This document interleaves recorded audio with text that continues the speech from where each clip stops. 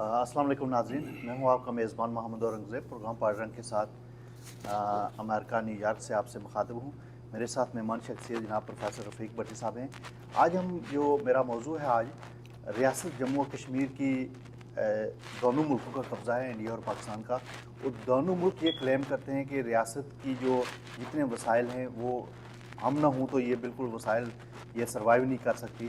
और स्पेशली आज़ाद कश्मीर के जो वसाइल हैं उनके बारे में अक्सर पाकिस्तान के लोग बात करते रहते हैं कि ये कश्मीर तो ज़िंदा ही नहीं रह सकता अगर पाकिस्तान ना हो, या इसके वसाइल जो हैं वो इतने नहीं हैं कि वो ख़ुद इस दुनिया में अलग मुल्क की हैसियत से सर्वाइव कर सके। स्पेशली जो मंगला डैम के लोग जिन्होंने मंगला डैम बनाया मीरपुर में, तो लोगों ने हिजरत किया, तो वो ये कहते हैं कि उनको ये फेवर दी गई है कि वो बाहर के मुल्क में जाएं, उनको फ्री वीज़े दिए गए, फ्री मामला दिए गए। इसके बारे में प्रोफेसर साहब आज तफसील से बात करेंगे। मैं बहुत शुक्रिया प्रोफेसर साहब, आपने टाइम दिया, थैंक यू सो मच। जी, बिस्मिल्लाहिर्रहमानिर्रहीम।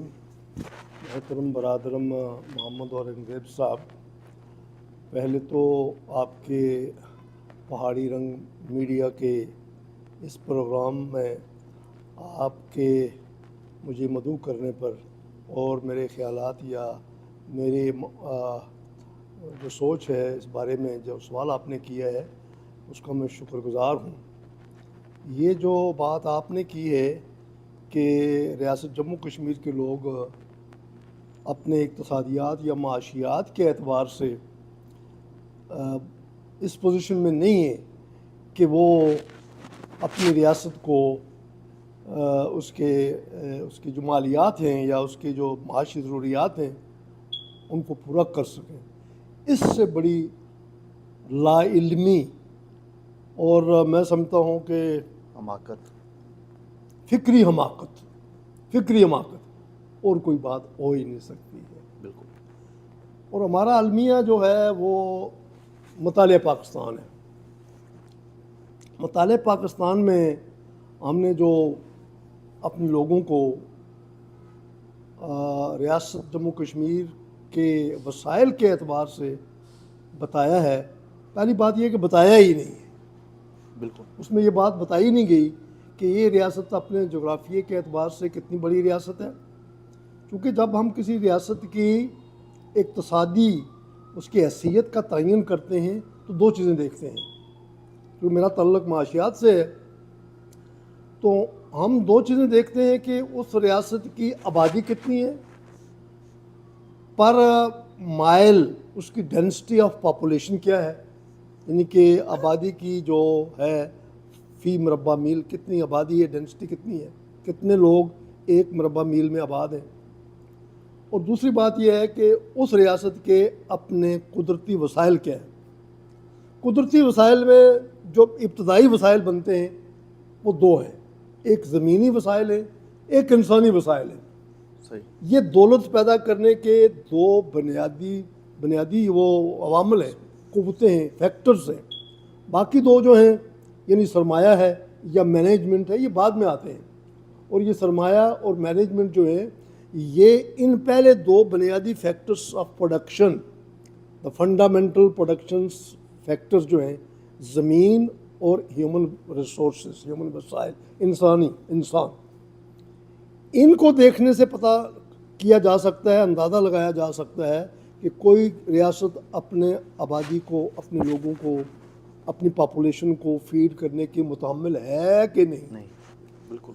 चूँकि हमारे भाई जो ये तबसरे करते हैं वो ना माशियात के उन असूलों को या माशियात के अवामल को समझते, ना माशी तरक्की के उन ताकतों का उनको पता होता है कि माशी तरक्की किस तरह आगे बढ़ती है, और ना ही उनका ये इल्म होता है, जो उनका समाजी इल्म भी कुछ नहीं होता।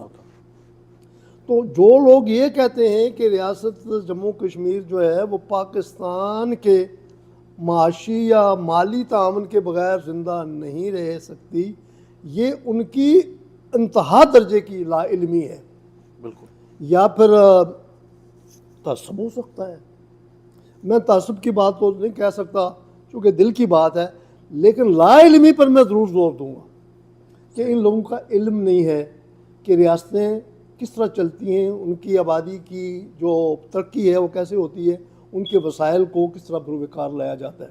آپ اندازہ لگائیں 85,000 میل مربع میل سے میں یہاں میں مربع میل لے رہا ہوں، اور اگر کلومیٹر بنائیں تو 3 لاکھ سے اوپر چلی جاتی ہے۔ تو 85,000 مربع میل یا 3 لاکھ سے اوپر کلومیٹر کی ریاست جو ہے، جس کی آبادی ابھی مجموعی طور پر اگر جوڑ جکاٹ بھی کر لیں ہم نا تو 1.5-2 کروڑ سے زیادہ نہیں بنتی ہے۔ صحیح۔ تو اگر اس کی ڈینسٹی آف پاپولیشن دیکھیں تو دنیا میں جتنے ملک ہیں اور جن کی ترقی ہو رہی ہے، جو ترقی کی منازل طے کر رہے ہیں، ان کے مقابلے میں بہت تھوڑی ہے۔ کشمیر شروع دن سے، یعنی کہ آج وہ کشمیر ہے محکوم و مجبور و فقیر، کل جسے اہل نظر کہتے تھے ایران صغیر، اس سینہ افلاک سے اٹھتی ہے آہ دردناک، مرد حق ہوتا ہے جب مرعوب سلطان و امیر، آہ یہ قوم، یہ سنیں ذرا، آہ یہ قوم نجیب و چرب دست و تر دماغ، کیا بات ہے۔ اب وہ لوگ جو کہتے ہیں کہ کشمیر کے وسائل نہیں ہیں، اب وہ سے سن لیں، آہ یہ قوم و نجیب و چرب دست و تر دماغ، یہ افرادی قوت کی بات ہو رہی ہے۔ آہ یہ قوم نجیب و چرب دست و، نجیب الطرفین پاکیزہ قوم، اور چرب دست و ماہر، ہر کام میں ماہر، تر دماغ عقل مند دانشور شعور والے۔ وہ تو اگر کوئی سن رہا ہے اس وقت میرے اس پروگرام کو، اور جس کا یہ موقف ہے کہ ریاست جموں کشمیر جو ہے وہ کسی دوسرے ملک کی مدد کے بغیر چل نہیں سکتی، تو ذرا یہ غور کرے، یہ کون کہہ رہا ہے؟ مصور پاکستان، میں نہیں کہہ رہا، بالکل یہ مصور پاکستان کہہ رہا ہے۔ میں نے 2 فیکٹر بتائے نا، زمینی وسائل اور افرادی وسائل۔ زمینی وسائل کی تو یہاں سے آتی ہے نا کہ آج یہ قوم ہے مطلب کہ مجبور و فقیر، کل جسے اہل نظر کہتے تھے ایران صغیر، یعنی ایران کے جو وسائل ہیں قدرتی، اس کے برابر کے وسائل کس کے ہیں؟ ریاست جموں کشمیر کی۔ تو پہلی بات کلیئر ہو گئی کہ ہمارے کتنے وسائل ہیں، کہ ایران جیسا ملک ہے وسائل کے اعتبار سے۔ اور افرادی قوت، چرب دست و تر دماغ، نجیب و چرب دست و تر دماغ، تو ہمارے پاس افرادی قوت کی باصلاحیت افرادی قوت بھی ہے۔ اور پھر اگر ہم تاریخ میں دیکھیں تو ریاست جموں کشمیر قدیم زمانے سے، بہت پہلے سے ایک الگ تھلگ ملک کی حیثیت سے اپنی اکانومی کو فیڈ کرتے رہی ہے۔ اور اگر ہم اس کو اس دن سے لے لیں جس دن سے کہ یہ مارچ 1846 سے جب یہ ریاست جو ہے وہ مہاراجہ گلاب سنگھ کے پاس آئی، تو اس وقت سے لے کر آخری دم تک یہ ریاست انڈیپینڈنٹلی اپنا کام چلاتی رہی ہے۔ اور اب بھی صرف ایک جو ڈپارٹمنٹ ہے جس کو ہم ٹورزم کہتے ہیں، سوئٹزرلینڈ میں کیا ہے؟ کوئی جنگلات ہیں، یا سوئٹزرلینڈ میں کوئی مطلب کوئی زرعی زمین ہے، یا سوئٹزرلینڈ کے کوئی اور کوئی صنعت ہے؟ نہیں ہے نا۔ اور سوئٹزرلینڈ کی آپ پر کیپٹا انکم دیکھیں، سوئٹزرلینڈ کی آپ نیشنل انکم دیکھیں، سوئٹزرلینڈ کے جناب وسائل دیکھیں، ان کے وسائل دیکھیں، وہ اتنی ترقی کر رہی ہے۔ تو یہ جو چرب دست و تر دماغ ہے اور یہ جو نجیب الطرفین ہے، کیا یہ پاکستان یا ہندوستان کے وسائل پر ڈیپینڈ کر رہے ہیں؟ خدا کا خوف کرو یار، اس طرح کی باتیں نہ کرو، اپنی لا علمی کا یہ اشتہار نہ لگاؤ، اور لا علمی پہ توبہ کریں۔ اور لا علمی پہ آپ کا یہ فرمانا بالکل ٹھیک ہے کہ توبہ کریں۔ اب رہی بات جی کہ لوگ کہتے ہیں جی وہ جب منگلہ ڈیم بنا تو حکومت پاکستان نے ان کشمیریوں کو پرمٹ دیے اور یہ لوگ جناب باہر گئے، تو پھر ان لوگوں نے تھوڑی کمائی شمائی شروع کر لی، تو آپ یہ آج ہمیں یہ آنکھیں دکھاتے ہیں۔ او خدا کے بندو، او عقل کے اندھو، اس طرح کی باتیں نہ کرو۔ ریاست جموں کشمیر سے کشمیری جو ہیں وہ پاکستان بننے سے بہت پہلے سے بیرون ملک رزق اور روزی کی تلاش میں جاتے رہے ہیں۔ کیوں جاتے رہے ہیں؟ اسپیشلی برطانیہ میں۔ برطانیہ میں ظاہر ہے اس وقت تو برطانیہ پوری دنیا پر اس کو سورج نہیں غروب ہوتا تھا، صحیح، تو وہیں لوگ جاتے تھے نا۔ قائد اعظم کہاں گئے؟ برطانیہ میں۔ نہرو کہاں گیا؟ برطانیہ میں۔ گاندھی کہاں گیا؟ برطانیہ میں۔ یہ جاتے رہے نا، یہ تو جاتے رہے لیڈری کے لیے، پڑھنے کے لیے، لیکن کشمیری برطانیہ میں محنت کے لیے جاتے رہے۔ یہ محنت چار قوم ہے، ہمت والی قوم ہے، ضرورت والی قوم ہے. اچھا یہ جو ڈیم بنا ہے ڈیم سے کوئی تعلق نہیں ہے کہ ڈیم کی بنیاد پہ ان کو پرمٹ دیے گئے یا ان کو برطانیہ میں بھیجا میں گیا؟ وہی بات بتانا چاہتا ہوں نا اپنے ان لوگوں کو جو یہ کہتے ہیں کہ ریاست جموں کشمیر جو ہے اپنے وسائل پہ نہیں ہے اور جو لوگ بیرون ملک گئے ہیں برطانیہ میں وہ ہماری دین ہے, ہماری وجہ سے گئے ہیں. اس لیے کہ لا علمی کی میں نے آپ کو پہلے بتا دی کہ ہماری لا علمی کی انتہا ہے. ہم لوگ اس طرح سے مطالعہ کرنا ہی نہیں چاہتے اور ہم غیر جانبداراں ویسے بھی ہم جو بات کروں گا تو بات بہت دور چلی جائے گی. ہم جو مسلمان ہیں ہم مقلد تو ہیں نا, تحقیق اور تخلیق سے ہمیں تھوڑی کوئی نسبت کم ہی ہے. نہ ہم تحقیق کرتے ہیں نہ ہم تخلیق کرتے ہیں, اس سے ہماری وہ تعلقات ذرا کوئی اتنے اچھے نہیں ہیں. ویسے ہم بہت کلیم بڑے کرتے ہیں کہ جی اتنے ہمارے مسلمان سائنسدان ہوئے ہیں, یہ ہوئے ہیں, وہ ہوئے ہیں. ان کی تاریخ پڑھی جائے تو بات سمجھ میں آ جاتی ہے کہ کیا ہوئے. ان بیچاروں نے بھی بڑی مشکل سے زندگی گزاری. اچھا تو جو لوگ یہ سمجھتے ہیں کہ جموں کشمیر کے لوگ یا پاکستان کے زیر کنٹرول کشمیر جو ہے جب یہاں ڈیم بنا تو ان ڈیم کی وجہ سے ایوب خان نے ان کو پرمٹ شرمٹ دیے اور یہ بیرون ملک جو ہے ہم نے ان پر بڑا احسان کیا ہوا. ان کو یہ دیکھنا چاہیے کہ ریاست جموں کشمیر اور بالخصوص یہ ہمارا جو ضلع میرپور تھا یا اس بیلٹ کے جنوبی کشمیر جس کو ہم کہتے ہیں, یہاں کے لوگ محنت مشقت کرنے والے لوگ تھے.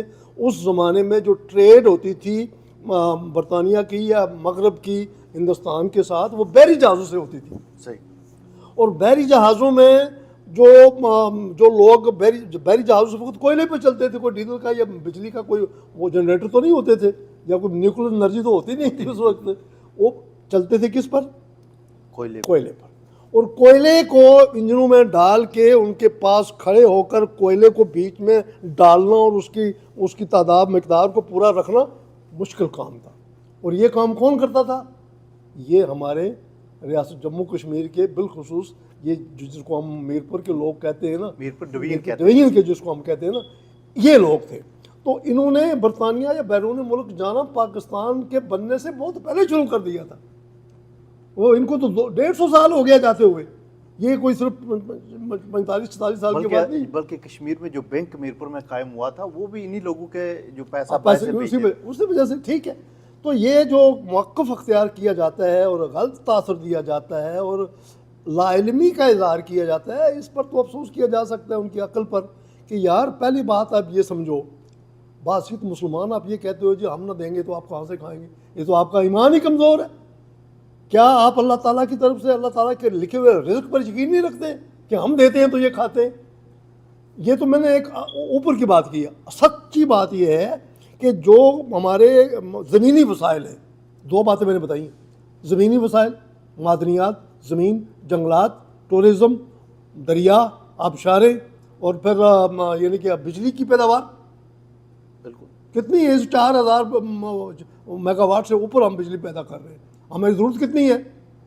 300-400 میگا واٹ. 4000 تک پیداوار دے رہے, 27-28 ارب روپے کی پیداوار ہوتی ہے.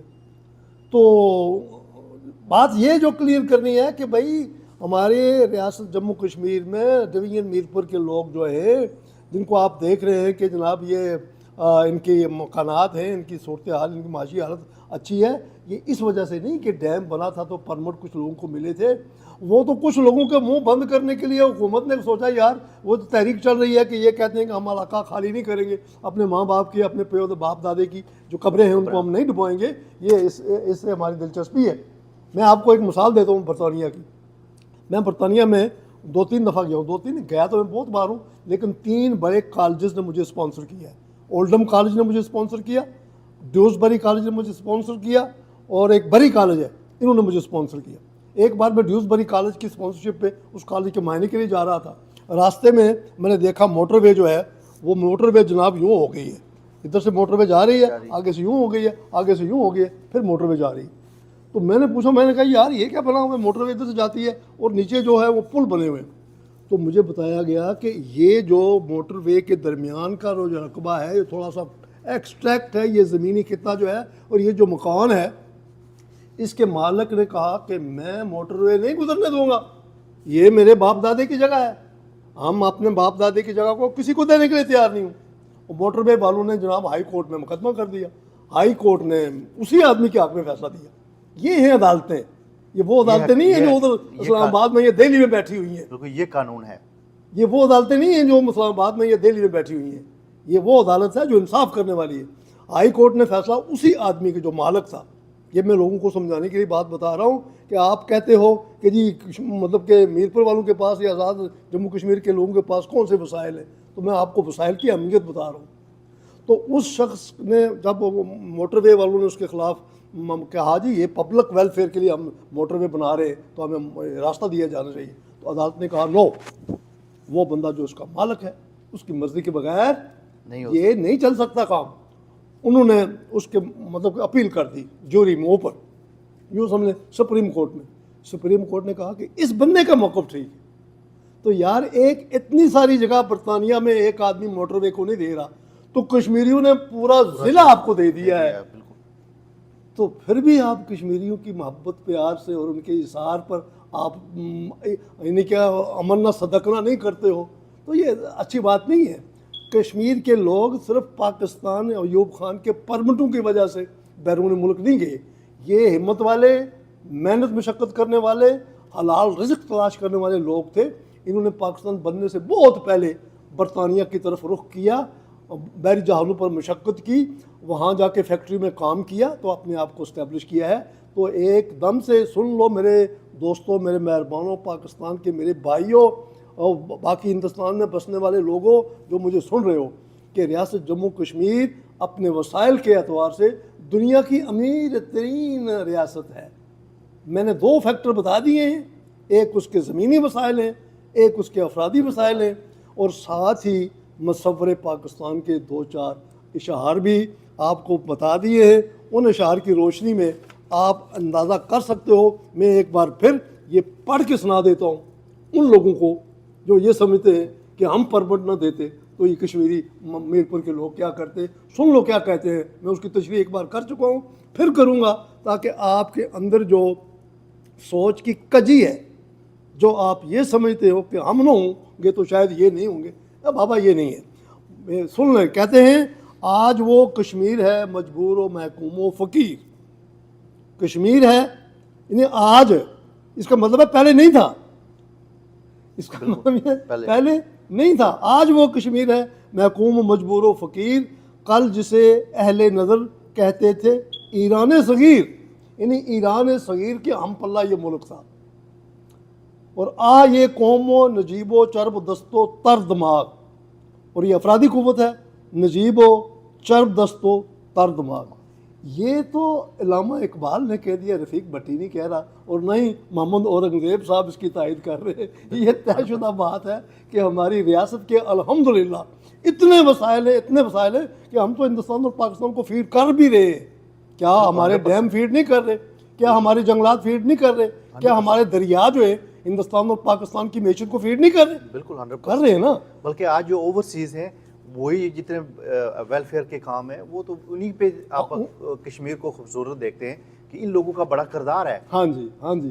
تو یہ پاکستان کے بجٹ پہ صرف نہیں پلتے, بلکہ بجٹ تو وہ جو انہوں نے اشرافیہ رکھی ہوئی ہے وہ کھا جاتے ہیں.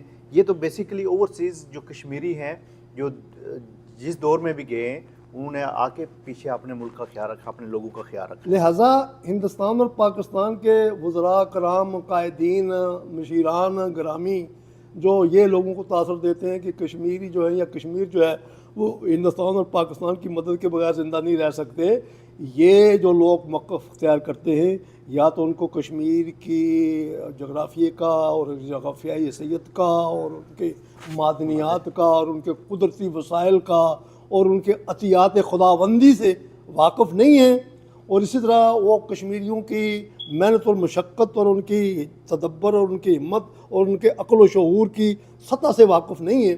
اس لا علمی میں یہ بات تو کرتے ہیں, اگر تو کرتے رہے.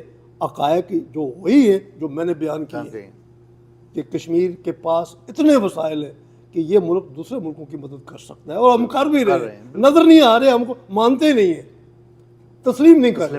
بالکل بات ہو رہی ہے, مدد تو ہم کر رہے ہیں, کہیں دریا کی مدد سے کر رہے ہیں, کہیں بجلی کی کرنٹ سے کر رہے ہیں, کہیں غیر ملکی جو ہمارے زر مبادلہ کی صورت میں کر رہے ہیں, کہیں بارڈروں پہ کر رہے ہیں. دیکھیں نا, بارڈروں پہ تو ہم ہی کر, ہمارا ہی مطلب کشمیر کی ساتھ پر فوج تو لڑتی ہے, فوج کا تو کام ہے لڑنا, اور ان کو لڑانا بھی کی ضرورت ہے. یہ اسٹریٹجی ہے, یہ حکمت عملی ہے کہ فوج کو بینکوں میں بٹھا کے تو راشن نہیں دینا, ان کا پیٹ نہیں پالنا ہے, ان کو موٹا نہیں کرنا ہے, ان کو لڑانا بھی ہے تاکہ وہ لڑنے کی ان میں عادت بن جائے. تو جب لڑتے ہیں تو مارے کون جاتے ہیں؟ کشمیری. وہ بھی قربانی کس کے لیے دی جا رہے ہیں؟ ہم ہندوستان اور پاکستان کے لیے قربانیاں دے رہے ہیں, اور ہندوستان اور پاکستان اپنی آزادی کی موج میلے کر رہے ہیں, اور ہمیں کہہ رہے ہیں کہ جی یہ کیا کریں گے جی, ان کو آزادی, یہ کیسے رہ سکتے ہیں؟ بالکل. تو بھائی ہم رہ سکتے ہیں, آپ ہمارے ساتھ محبت کر کے نا ہمارے ساتھ پیار کا سلوک کرو, ہماری حیثیت کو تسلیم کرو, ہم تمہارے لیے محبت پیار کا ترقی کا وسیلہ بن سکتے ہیں. سوچو تو صحیح نا, ذرا تھوڑا سا ریویس کرو نا. ایک پٹڑی پہ اگر چڑھ گئے ہو تو ضروری نہیں کہ وہ پٹڑی آپ کی صحیح ہو, اس کا کانٹا بدل کے دیکھو, ممکن ہے آپ دوسری لائن پہ چلے جاؤ تو آپ کی ترقی جو ہے بہت زیادہ ہو جائے. تو یہ پہلو بھی دیکھنے کا ہے. So it is very much clear, I may say from here, sitting here in New York with your this channel say Pahadi Rang Media, that the state of Jammu and Kashmir has the rich mineral, say natural, and the human resources to develop it more than any developed country. Thank you so much professor صاحب. ناظرین, میں کشمیر کے especially نوجوانوں سے کہوں گا کہ یہ programme لازمی سنیں اور اس پہ اپنی رائے کا بھی اظہار کریں کہ جو پروفیسر صاحب نے بات کی ہے کہ کشمیر کے وسائل اتنے ہیں کہ یہ دوسرے ملکوں کو فیڈ کر رہا ہے, نہ کہ اگر کوئی یہ کہے کہ کشمیر کو کوئی ملک سپورٹ کر رہا ہے, کوئی کسی کے بغیر زندہ نہیں رہ سکتا. یہ سب حماقت کی باتیں ہیں. ناظرین بہت شکریہ, پھر کسی پروگرام میں آپ سے حاضر ہوں گے. Thank you so much.